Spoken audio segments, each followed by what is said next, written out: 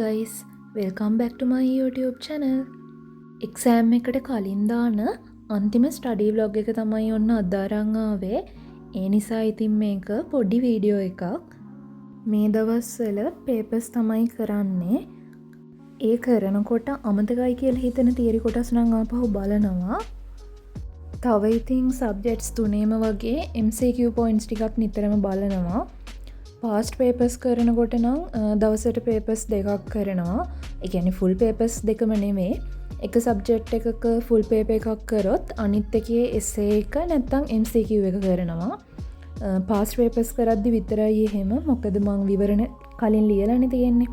ඒ නිසා ඉතින් මට වැරදෙන ප්‍රශ්න ටික ඉක්මනට බලලා ඉවර කරගන්න පුළුවන් නිසා පාස්ට් පේපර්ස් කරනකොට ඒ විදිහට කරන්නේ.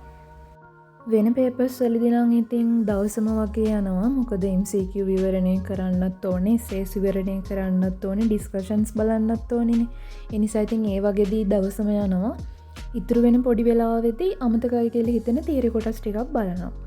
ඒ විදිහට තමයි ඉතින් මේ දවස් ටිකේ පේපර්ස් කරන්නේ.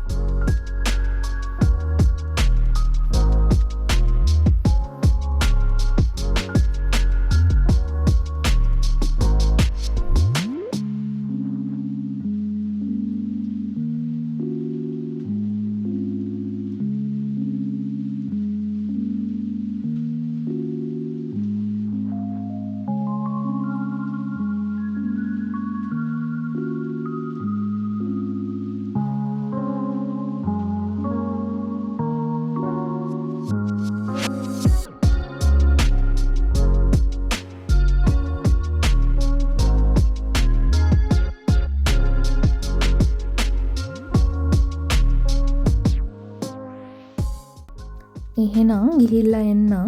එක්සෑම් එකෙන් පස්සේ අලුත් වීඩියෝ එකකින් හම්බ වෙමු. හැමෝම මේ දවස් ටිකේ මහන්සි වෙලා පරිස්සමින් හොඳට වැඩ ටික කරන්න. එහෙනම් හැමෝම හොඳට එක්සෑම් ලියමු. good luck ඔයාලා හැමෝටම. bye.